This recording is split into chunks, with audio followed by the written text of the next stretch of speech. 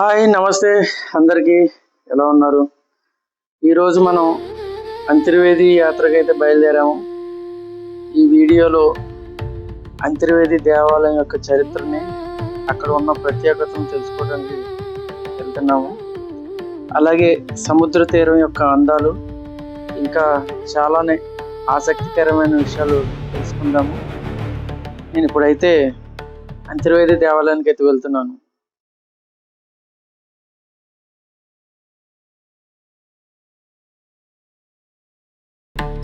ఈరోజు మనం గోదావరి నది సముద్రంలో కలిసే పవిత్ర ప్రాంతమైన అంతర్వేదికి వచ్చాము.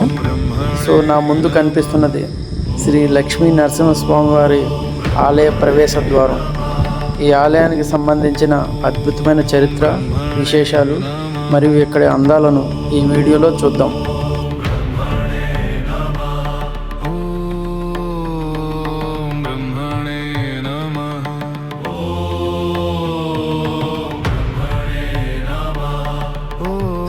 స్వామివారి దర్శనాన్ని మీకు చూపించాలని చాలా ప్రయత్నించాను, కానీ ఆలయ నిబంధనల ప్రకారం నేను తీసిన వీడియోని ఆలయ సిబ్బంది డిలీట్ చేశారు.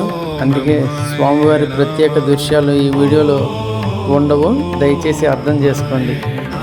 పురాణాల ప్రకారం బ్రహ్మదేవుడు మహాయజ్ఞం చేశాడని చెప్తూ ఉంటారు. అప్పుడు రాక్షసుల వల్ల యజ్ఞం భంగం కలగడంతో విష్ణుమూర్తి నరసింహస్వామి అవతారంలో ప్రత్యక్షమయ్యి రక్షించాడని చెప్పి ఇక్కడ భక్తుల విశ్వాసం.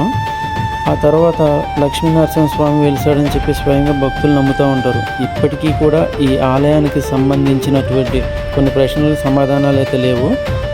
ఆలయం దగ్గర కొన్ని సమయాల్లో రాత్రుల్లో కొన్ని వింత శబ్దాలు కూడా వస్తుంటాయంటారు. గోదావరి సముద్రం కలిసే ఈ ప్రదేశంలో ఆధ్యాత్మిక శక్తి ఉంటుందని చాలామంది చెప్తూ ఉంటారు. 2020లో అంతర్వేది రథం అర్ధరాత్రి మంటల్లో కాలిపోవడం, ఇప్పటి వరకు కూడా అది ప్రమాదమో లేక రహస్యం అనేది ఇప్పటికీ తెలియదు.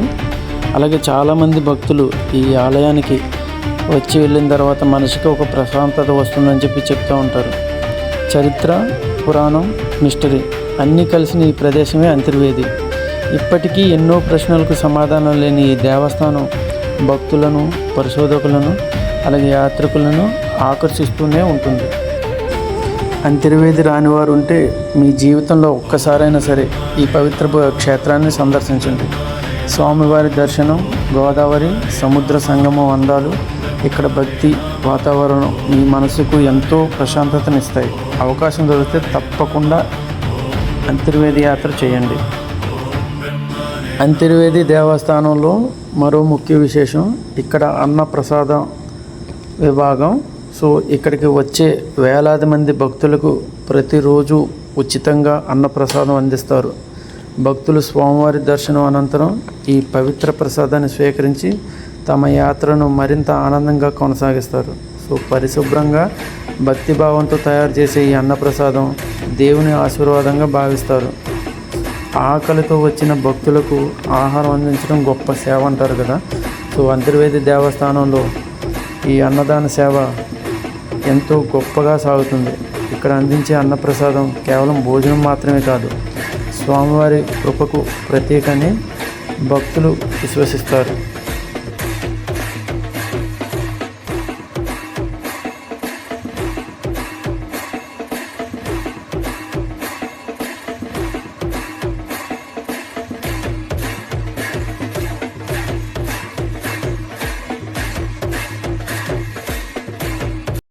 ఇప్పుడు మనం అంతర్వేది దేవస్థానం నుంచి బయలుదేరి సముద్ర తీరం వైపు ప్రయాణిస్తున్నాం.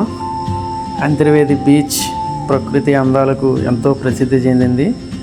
అలాగే గోదావరి నది బంగాళాఖాతంలో కలిసే సంగమ ప్రాంతం కూడా ఇక్కడే ఉంది. ఈ అద్భుతమైన దృశ్యాలను ఇప్పుడు చూద్దాం. She moves like a map with no borders, a whisper caught in the wind. I see her boots at the corner cafe with a notebook and a grin. She's chasing skies I've never named while I stay in my lane. But something in the way she moves keeps pulling at my chain. ఫైనల్గా అయితే మనం అంతర్వేది ప్రాంతంలో ప్రసిద్ధి చెందిన అన్నాచిల్లల గట్టు వద్దకైతే వచ్చేసాము. స్థానికంగా ఎంతో ప్రాముఖ్యత ఉంది ఈ ప్రదేశానికి. ఎందుకంటే ఇక్కడ అనేక కథలు ప్రచారంలో ఉన్నాయి. ప్రకృతి అందాలతో నిండిన ఈ ప్రదేశం ఎంతో ఆకట్టుకుంటుంది. ఇక్కడికి వచ్చేవారు కొంత సమయం గడపడానికే ఇష్టపడతారు. అంతర్వేది వచ్చినప్పుడు మీరు ఖచ్చితంగా ఈ ప్రదేశాన్ని చూడండి. ఇది చాలా అద్భుతంగా అందంగా ఉంటుంది. ఇక్కడ ఇంకొక అద్భుతం ఏంటంటే మ్యాంగ్రోవ్ ఫారెస్ట్ ఉంటుంది. ఈ మ్యాంగ్రోవ్ అడవులు తుఫానుల్ని, వరదల నుండి కూడా రక్షించడంలో ఉపయోగపడతాయి. సో నెక్స్ట్ టైం మనం మ్యాంగ్రోవ్ ఫారెస్ట్లో బోటింగ్ జర్నీ చేద్దాం. అప్పుడు మీకు ఇంకా పూర్తి వివరాలు చెప్తాను.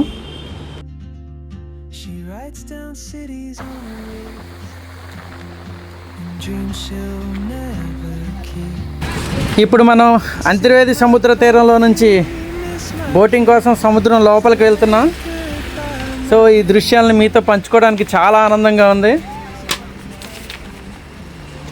ఈ సముద్ర ప్రయాణం యొక్క పూర్తి వీడియో మీకు నెక్స్ట్ వీడియోలో చూపించాలనుకుంటున్నాను. ప్లీజ్ సబ్స్క్రైబ్ చేసుకోండి. అలాగే ఇంకా మరెన్నో విశేషాలతో మళ్ళీ మీ ముందుకు వస్తాను. Thank you. What I hold inside if I don't